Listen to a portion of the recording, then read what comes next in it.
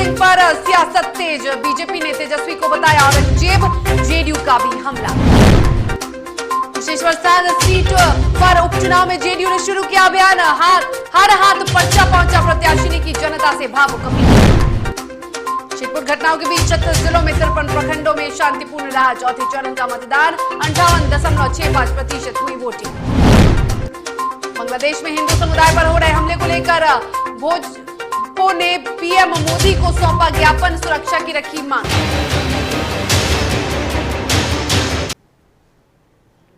नमस्कार, आप देख रहे हैं डीटीवी भारत और आपके साथ मैं शर्मिला चौहान। खबरों की शुरुआत करेंगे और सबसे पहले बात करते हैं बिहार के राजनीतिक गलियारे की, जिसमें लगातार हम सियासत देख रहे हैं। बिहार के राजनीतिक गलियारे में इन दिनों सियासत तेज है क्योंकि पॉलिटिक्स अब फिशिंग पे होने लगी है। बिहार की 2 सीटों पर होने वाले उपचुनाव अब मजेदार होते जा रहे हैं। जमीन के साथ ही एक लड़ाई ट्विटर पर भी लड़ी जा रही है।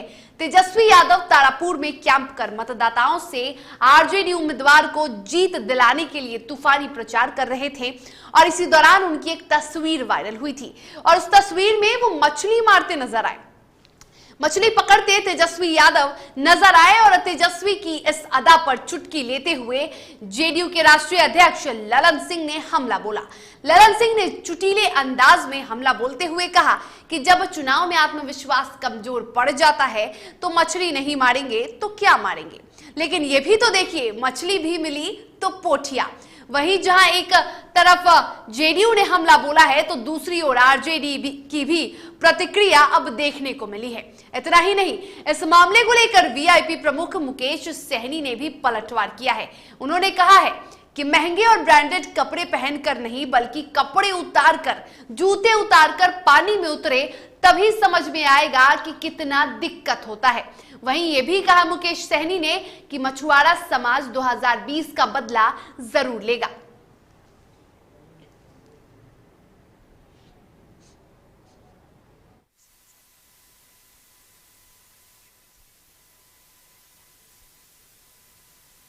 इस सरकार आएगी तो जो आप वादा खिलाफी किया हम नहीं करेंगे, हम जो वादा करते हैं वो पूरा करेंगे। इसलिए कपड़ा खोलने की बात है तो पहले जो हमारे समाज के गरीब लोग हैं आज भी शरीर पर वस्त्र रहे हैं, क्या उन्हें कपड़ा वो व्यवस्था करा देंगे?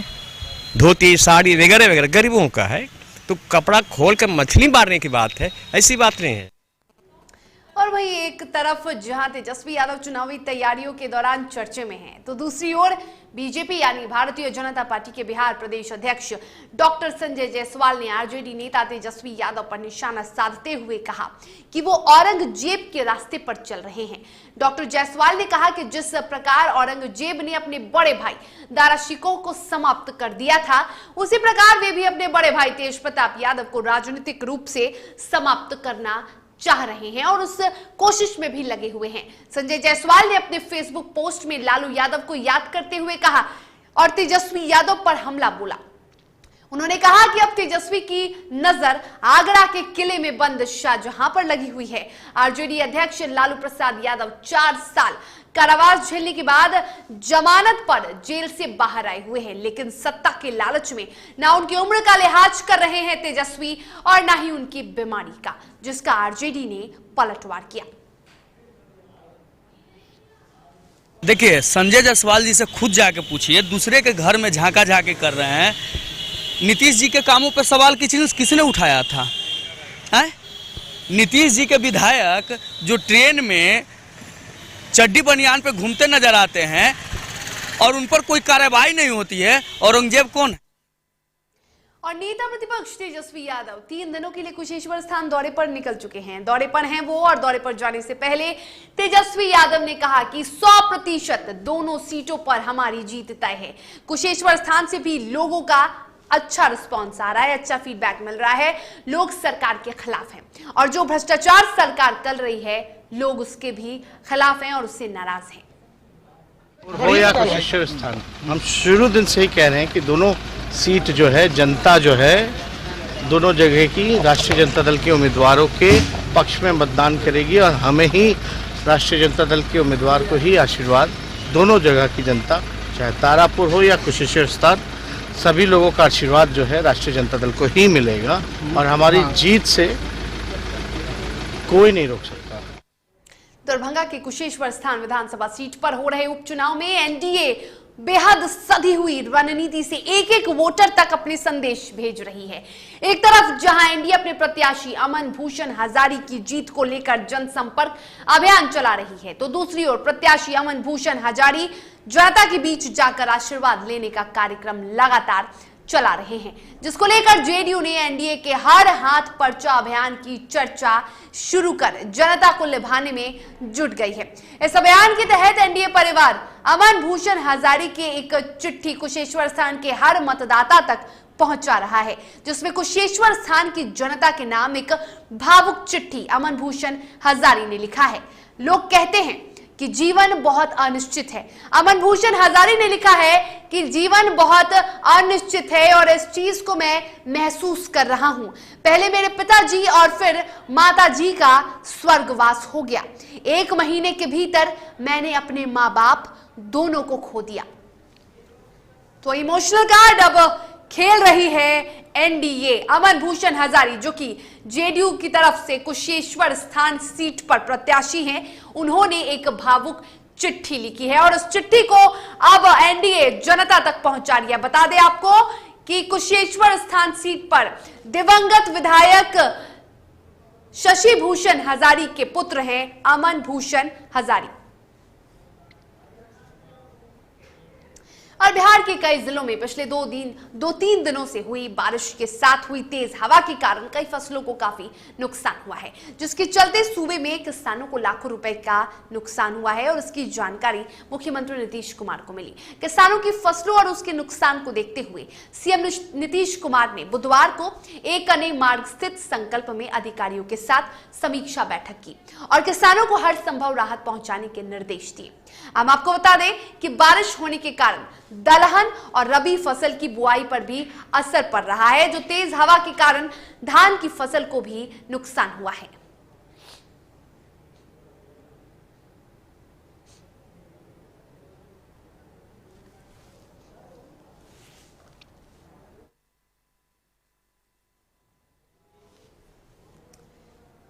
और नालंदा में बीते दिनों हुई तेज बारिश और तेज हवाओं से खेतों में लगी किसानों की फसलों को बड़ा नुकसान हुआ है। तेज बारिश से बियाबानी, सोहसराय, आशानगर समेत कई इलाकों में खेतों में लगी सब्जियों को नुकसान हुआ है। वहीं सबसे ज्यादा नुकसान खेतों में तैयार धान की फसलों को हुआ है। किसानों का कहना है कि फसल तैयार हो चुकी थी, मगर बारिश के कारण आधी फसलें बर्बाद हो गई। में हवा चलने के कारण, बारिश होने के कारण बहुत धान गिर गया। जिससे क्षति लगभग मैंने 2/3 उसमें हो गया, 1/3 में कुछ न हुआ है।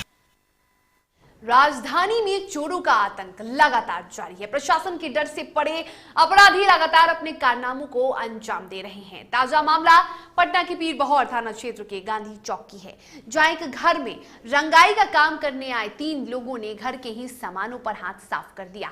मामले की शिकायत पीड़ित ने पीर बहोर थाना में दर्ज कराया। वहीं पुलिस ने 3 लोगों को इस मामले में गिरफ्तार किया है।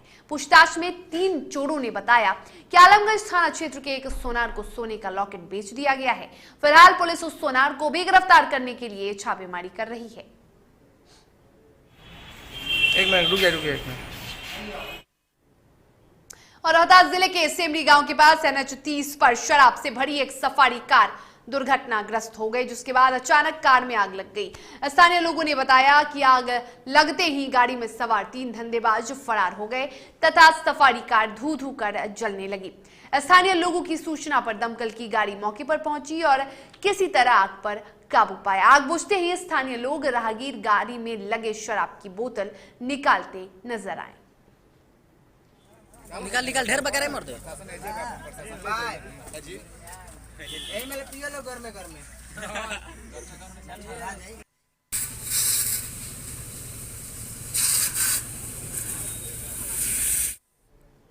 और बिहार के मुजफ्फरपुर जिले के सरैया प्रखंड के रुपौली गांव में उस वक्त अफरा तफरी का माहौल हो गया जब श्राद्ध क्रम के भोज खाने के बाद फूड पॉइजनिंग का मामला सामने आया। बताया जा रहा है कि करीब 2 दर्जन बच्चों को सरैया PHC में भर्ती कराया गया है। वहीं निजी अस्पताल में एक बच्चे की मौत हो गई। Civil surgeon doctor Vinay Sharma ने इस बात की पुष्टि की है। उन्होंने कहा कि फूड डिपार्टमेंट को जांच का आदेश दिया गया है। मुझे 8 बजे के लगभग गांव के ही लोगों ने फ़ोन पर खबर किया कि वहां पर कैद दस्त का शिकार कई बच्चे हो गए हैं। तो मैंने तुरंत प्रभारी चिकित्सा पदाधिकारी सरिया से बात की और कहा कि अविलंब जो है मेडिकल टीम वहां भेजिए और परिस्थिति का देखिए, और जब अगर गंभीर मामला हो, बच्चे हो, तो उन्हें लेकर अस्पताल में आकर इलाज कराइए और फिर तुरंत फीडबैक मुझे दीजिए क्या स्थिति है। चलिए खबरों के सफर में रुकेंगे छोटे से ब्रेक के लिए। ब्रेक के बाद खबरों के साथ जल्द लौटेंगे।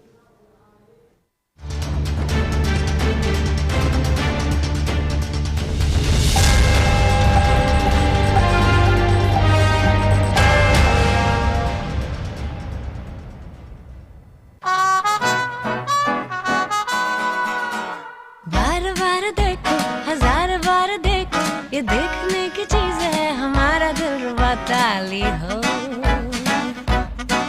ताली हो।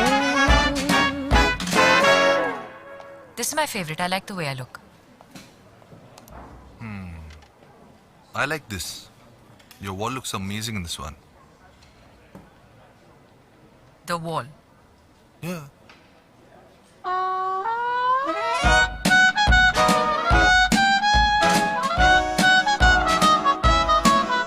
Ultra Sheen paint that steals your spotlight. Royale Glitz with Ultra Sheen. Luxury with Teflon.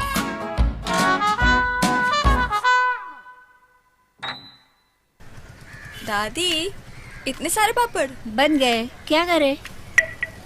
कच्चा पापड़, पक्का पापड़, एक्स्ट्रा पापड़, इंस्टा पापड़, टक्कर दादी के छत का पापड़ विद ऑनलाइन प्रेजेंस बन गया धाकड़। फोन पे करके ऑर्डर ही ऑर्डर, सब वाह हो गए इसको खाकर। कच्चा पापड़, पक्का पापड़, चंडीगढ़ टू चेन्नई बढ़िया सापड़। कच्चा पापड़, पक्का पापड़, एक्स्ट्रा पापड़, इंस्टा पापड़। बिजनेस बढ़ाओ इंडिया के फास्टेस्ट 4G के साथ। स्पीड से बढ़ो विद वी गिगानेट।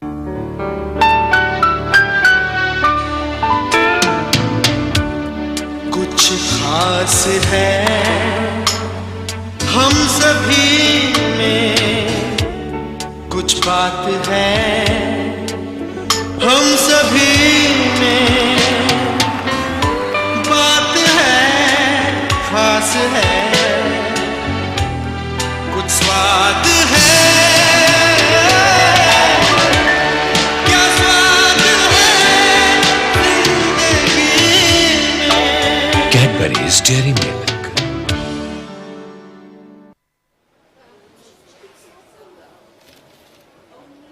और ये रहा आपका बर्थडे गिफ्ट। पापा, बेटा ये कैसा है? ये दुनिया क्यों न समझे, मेरी दुनिया बदल गई।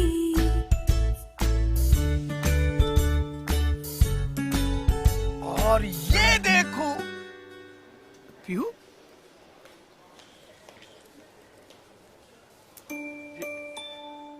पीहू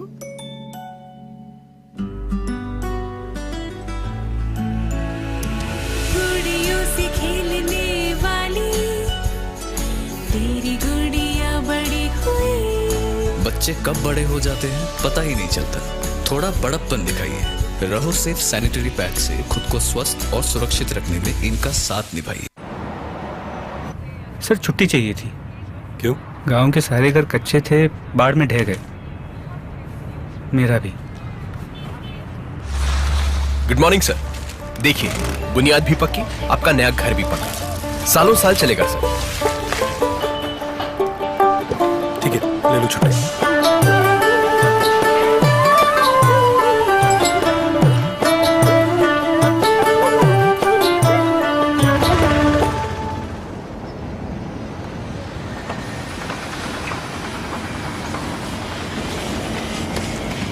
लो हो गया घर पक्का,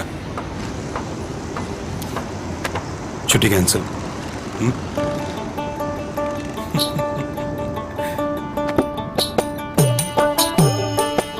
सच्ची खुशी वही होती है जिसकी बुनियाद दूसरों की खुशी में हो।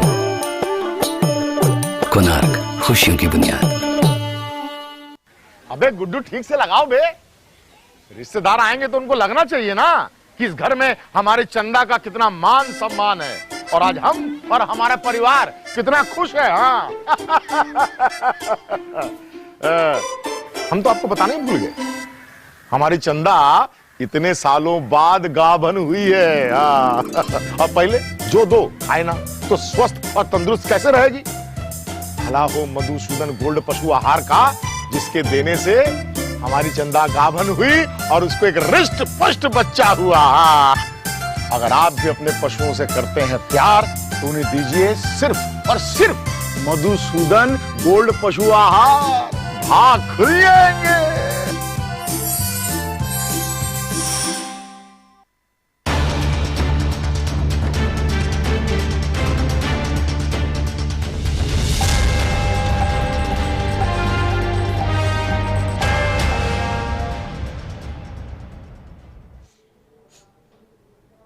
ब्रेक के बाद एक बार फिर से आप सभी का स्वागत है। चलिए खबरों में आगे बढ़ेंगे और बात करेंगे बिहार पंचायत चुनाव के चौथे चरण का मतदान शांतिपूर्ण तरीके से संपन्न हुआ। राज्य निर्वाचन आयोग के सचिव ने प्रेस कॉन्फ्रेंस कर इस बात की जानकारी दी। बता दें कि चौथे चरण में 36 जिलों की 53 प्रखंडों पर सुबह 7 बजे से शाम के 5 बजे तक शांतिपूर्ण तरीके से मतदान हुआ। बिहार का वोटिंग प्रतिशत 58.65% रहा, जिसमें 54.26% पुरुषों ने हिस्सा लिया तो वहीं 63.5% महिलाओं ने हिस्सा लिया। बता दें कि मतदान में महिलाएं आगे रही। लगभग 3-4 मतदान केंद्रों पर मतदान के दौरान आपसी झड़प की भी खबरें सामने आई हैं और उसे शांत करा लिया गया। चौथे चरण में 53 प्रखंडों में 997 पंचायतों में मतदान हुआ, जिसमें 62,80,960 मतदाताओं ने मतदान किया। महिला मतदाताओं की संख्या 29,84,415 और पुरुष मतदाताओं की संख्या 29,84,415 थी।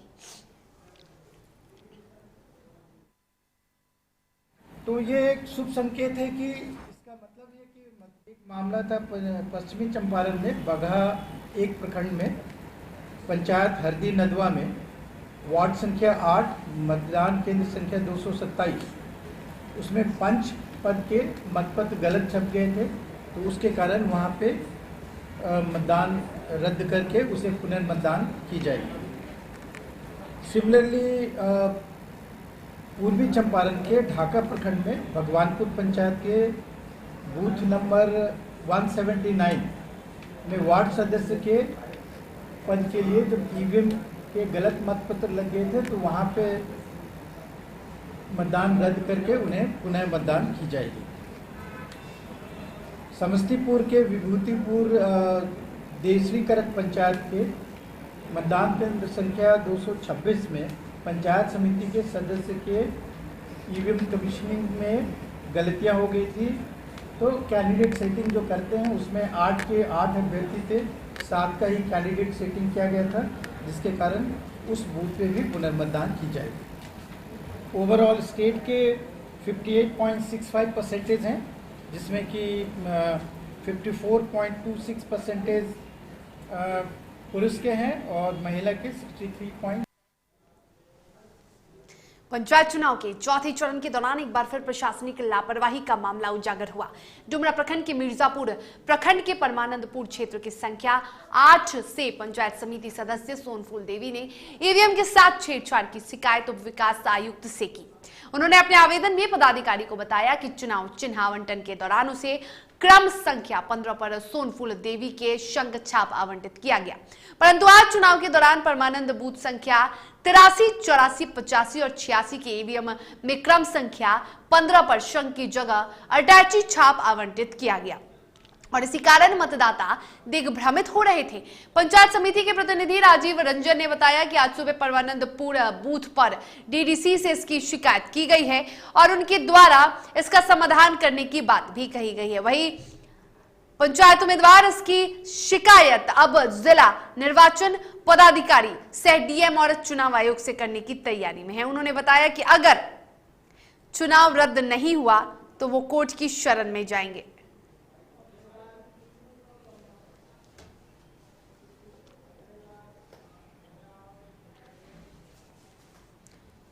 सासाराम में पंचायत चुनाव के दौरान जबरदस्त बवाल देखने को मिला। चुनाव प्रचार के दौरान लगभग 20 राउंड फायरिंग करने की बात सामने आई और इस बड़ी घटना में असामाजिक तत्वों ने मुखिया प्रत्याशी की गाड़ी को आग के हवाले कर दिया। प्रचार करने गई महिला मुखिया प्रत्याशी अपनी जान भगाकर मौके से भाग निकली। पुलिस इलाके में कैंप कर रही है।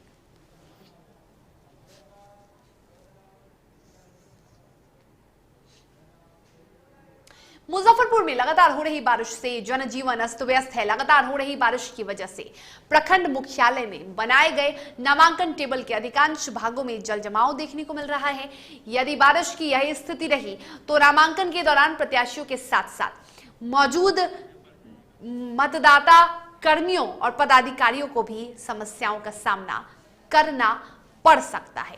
लगातार हो रही बारिश से प्रत्याशियों को भी परेशानी हो रही है, अधिकारियों को भी परेशानी हो रही है और ऐसे में शांतिपूर्ण मतदान कराना एक चुनौती है और इस चुनौती से जरूर उबरेगी, ऐसा दावा भी अधिकारी द्वारा किया जा रहा है। चलिए अब आगे बढ़ते हैं, बात करते हैं रोहतास के सासाराम की, जहां जिला विधिक सेवा प्राधिकार के कार्यालय में पैरा लीगल वॉलंटियर और पैनल लॉयर के साथ बैठक का आयोजन किया गया। इस बैठक में रोहतास जिला विधिक सेवा प्राधिकार के सचिव अमित राज उपस्थित रहे। बैठक दिसंबर महीने में लगने वाले राष्ट्रीय लोक अदालत को लेकर हुई और इस बैठक में कई निर्देश दिए गए। साथ ही सचिव ने लीगल पैनल को बेहतर तरीके से काम करने का निर्देश दिया। पैरा लीगल वॉलंटियर एवं पैनल लॉयर के साथ एक बैठक की गई एवं उन सभी लोगों के साथ समीक्षा रिपोर्ट ली गई, जिसमें जानकारी प्राप्त की गई कि सभी ब्लॉक में, सभी अनुमंडल में किस प्रकार से कार्य चल रहा है और इसको आगे कैसे गति दी जाए, इस संबंध में विस्तृत चर्चा की। और दुर्गा पूजा की छुट्टियों के बाद 21 अक्टूबर यानी गुरुवार से पटना हाईकोर्ट खुलने से पहले बुधवार को चीफ जस्टिस संजय करोल ने कई प्रदेशों से स्थानांतरण होकर आए 7 जजों को पद एवं गोपनीयता की शपथ दिलाई। वहीं इन 7 जजों के शपथ के साथ ही पटना हाईकोर्ट में जजों की संख्या 19 से बढ़कर अब 26 हो चुकी है। आपको बता दें कि बुधवार को पद और गोपनीयता की शपथ लेने वालों में पंजाब हरियाणा हाईकोर्ट से स्थानांतरित जज राजेंद्र गुप्ता, कर्नाटक हाईकोर्ट से ट्रांसफर किए गए जस्टिस पीवी बैजयंत्री, केरल हाईकोर्ट से ट्रांसफर किए गए जस्टिस एएम बदर के साथ संदीप कुमार, पूर्णेंदु सिंह, सत्यव्रत वर्मा और राजेश कुमार वर्मा ने शपथ ली।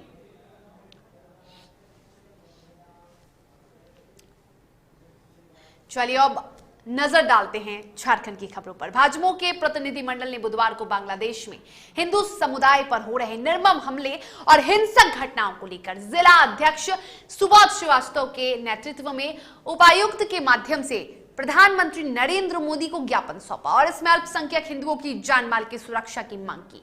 इस अवसर पर जिला अध्यक्ष ने बताया कि पार्टी के जमशेदपुर महानगर ने बांग्लादेश में हुए घटना पर कड़ा आक्रोश व्यक्त किया है।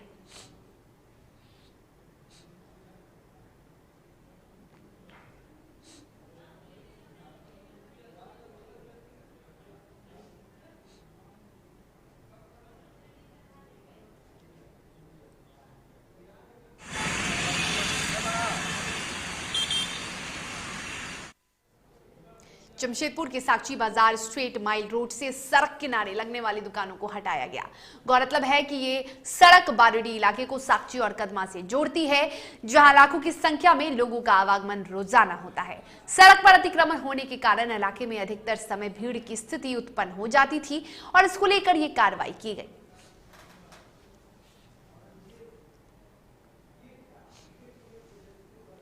जा रहा है जो फुटपाथ दुकानदार लोग थे अपने जगह ज्यादा आगे घेर लिए थे, उसी को सफल किया गया। 5-5 फीट पीछे करवा दिए, लोगों को आने जाने में सुविधा होगी। यहाँ पर हमेशा इस तरह का हटाया जाता है, फिर सुबह में हटाया जाता है, शाम को लग जाता है। अब नहीं लगेगा। तो हो गया, पहले क्या हुआ उसको हम नहीं जिक्र करेंगे, लेकिन हम हटवा दिए, हम डेली मॉनिटरिंग करवाएंगे। ट्रैफिक थाना प्रभारी भी साथ में है, वो भी मॉनिटरिंग करेंगे, हम भी मॉनिटरिंग करेंगे। और सरायकेला खरसावां जिले के कपाली ओपी स्थित तमोलिया की रहने वाली विधवा महिला के साथ शादी का झांसा देकर यौन शोषण करने के आरोप में पुलिस ने एक युवक को गिरफ्तार कर लिया है।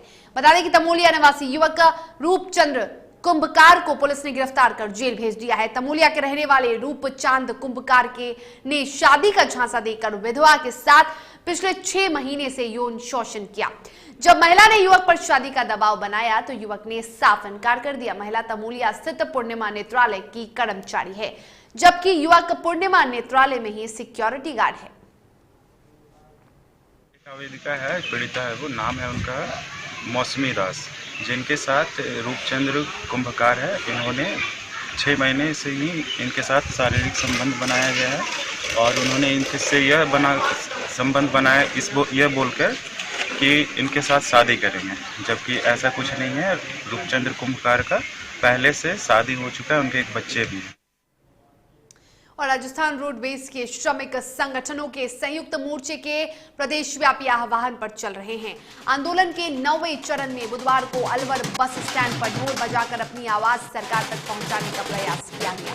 कॉमरेड हरिओम चुघ ने बताया कि सरकार ने जो वादे विपक्ष में रहते हुए रोडवेज कर्मचारियों से किए थे, उन वादों को सरकार ने आज 2.5 साल बाद भी पूरा नहीं किया और इसलिए रोडवेज कर्मचारी पिछले 3 महीने से आंदोलन कर रहे हैं। आंदोलन के दौरान रोडवेज के कर्मचारियों ने अपनी मांगों को लेकर प्रदर्शन किया।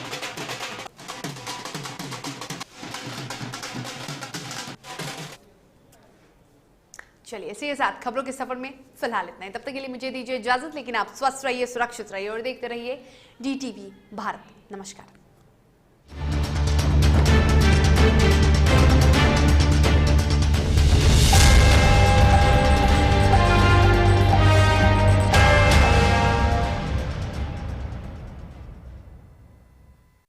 अबे गुड्डू, ठीक से लगाओ बे। रिश्तेदार आएंगे तो उनको लगना चाहिए ना कि इस घर में हमारे चंदा का कितना मान सम्मान है और आज हम और हमारा परिवार कितना खुश है। हाँ